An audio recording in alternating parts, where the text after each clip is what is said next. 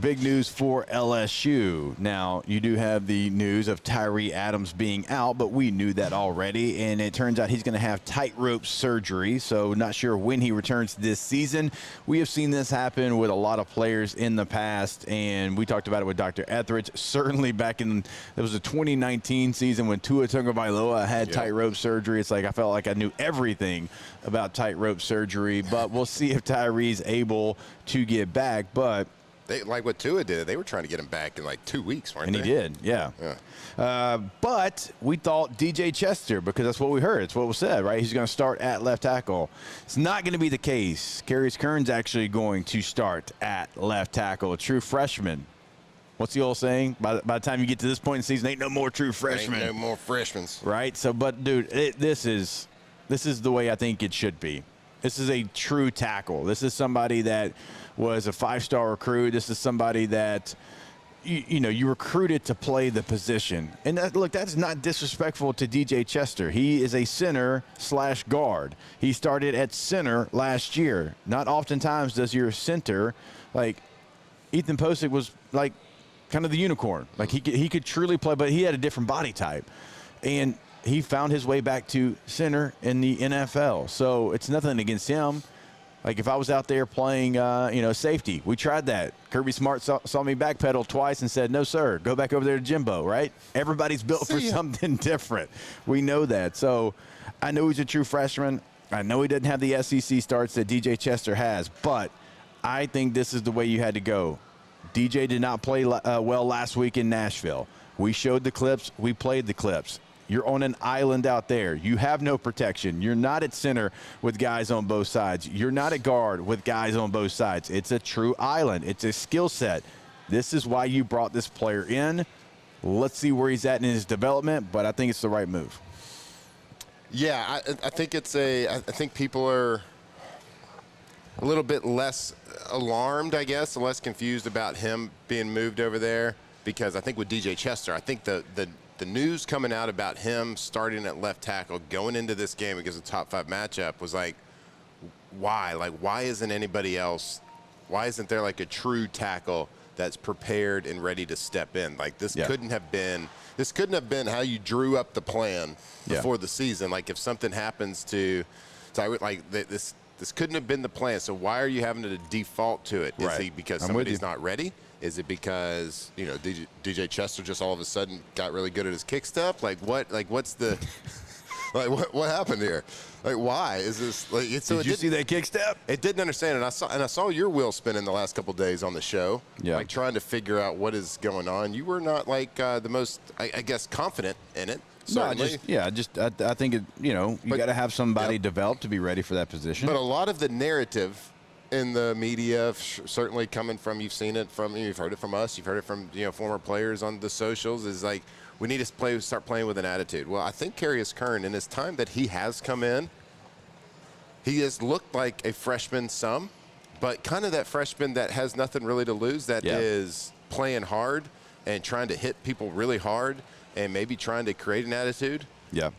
So I think it's a really good move, and I think it's a good move if he's prepared to do this, right? If the stage isn't going to be too big for him, being on an island, left tackle. You're at home. That helps. Yeah, certainly. Obviously, with crowd noise and getting your checks and getting your cues. I just wonder why. My curiosity comes from why did earlier in the week they think one thing, and then all of a sudden on Thursday you hear, no.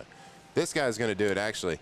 Maybe he had a good practice. Maybe like, man, we think it's going to be DJ Chester, but like, let's see how the first 2 practices go of the week, and let's see how his steps look. Let's see if he's getting the calls. Let's throw some, in period 12, let's do 1-versus-1 blitz and see how he handles it. And if he handles the blitz package well, if he gets all the calls and he doesn't have like three of 6 plays, MAs, like, all right, let's do that. And that's a really realistic situation that I've seen happen.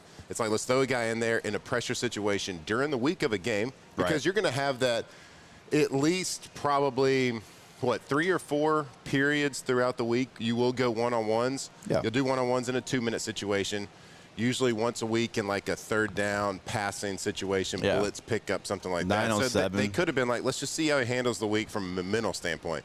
Physically, he's a freshman being thought of well enough physically that he can go play in the SEC. So physically, he's got to have the tools. He has the tools. That's what they're telling us. He has the tools, but it's the mental situation. So, look, I think that it's a positive thing because that had to be, now that we're like talking this through, that had to be how it played out. They wanted to see him, how he did in practice. That had to be, can he mentally handle it? So the fact that he is, that's a positive thing. And I think that he's shown in like some run blocks and some different things, he showed a little bit of attitude out there. Yeah. And God knows we kind of need that. No question. I think you need that. And so I think it's the right move. I'm actually excited to hear that move because, like, that is somebody that has played that position, knows that position, and, you hope his development and has him ready to go. But, I mean, that's why you bring somebody like that here. It's why you bring a 5-star in, and you want to get them on the field at their natural position, not having to move people around on the old chessboard. This might be like a huge blessing in disguise for the LSU Tigers, for not only this season but for seasons going forward. Like, this is one of those opportunities for him to go in there and show flashes, show signs, play well enough to never not play left tackle again. That's Wally Pipp. Wally Pipp situation. And it just gives you a better opportunity, I think, on Saturday. So that is big news. He is going to get the start at left tackle, and, left to right. We'll see what it looks like because, Paul Mubinga was out, and he hadn't gotten back into the lineup as far as having his starting position back. So we'll see what 5 it's going to be on Saturday against Texas A&M, but that is big news. Now, of course, we've talked about the injury report, and, Whit Weeks, it doesn't look like he's not playing, right? I mean, doubtful, hasn't practiced all week. So that one you don't get any good news on. And this week feels like a pretty big Whit Weeks game. Knowing what he does, knowing how athletic he is right there in the middle. I mean, we're watching 2023 A&M tape yesterday, and there's freshman Whit Weeks all over the place flying around. So there's nothing that we're going to come on here and say that's going to make you feel better about Whit Weeks missing this game because, again, like when you have a quarterback that can play off schedule like that, you want to have your all-American athletic physical linebacker in there, but LSU's going to have to find a way to improve on the things that, got them in trouble a bit. Because you go back, and if you chart last week's game, when it was just an on-schedule play, LSU did really well. Like just any run that Vanderbilt had, any pass that they had, on-schedule plays, LSU won that battle. Vanderbilt won the battle when it was off schedule. Whenever Diego Pavia was creating in the backfield, whenever Diego Pavia would buy extra time and then get the ball to his backs, to his tight ends. Like the receivers didn't do a whole lot, but that's what you got to worry about this week. That's what you want to clean up. Again, when you had your play called, and look, I mean, some of the blitzes that we talked about, right? If you just rush with outside leverage up the upfield shoulder, I'd like a little bit more discipline. I'd like to see what the results would have been. So it's not like you just got thrashed up and down the field, but you got to play in the chaos, certainly against quarterbacks like you've played the last couple of weeks. Yeah, it wasn't one of those dominant offensive performance. Like Vanderbilt didn't put like a dominant, like textbook, like this is how you run offense. Watch this. Watch Pavia get through his third read and get to the check down. No, it was like it was chaos. It was controlled chaos for them and chaos for our defense. And they didn't always handle it well. But like you may make a really good point. Like when they were on schedule, like our defense was really, really good, and we have been all year. But I think, and it's really good tape to watch, especially going into this week with Marcel Reed. Like you have to take really good angles. Now Marcel's got a little bit more. A little bit more, like speed. He got a little bit more explosive. Like we talked about before the Vanderbilt game. Like Pavia is not going to be like this out running to the edge, like threat for a big explosive type game with his feet. But he can make explosive gains because he's using your mind. If you make little mistakes, kind of like his run up the middle for a touchdown, like if you make little mistakes, he can get you.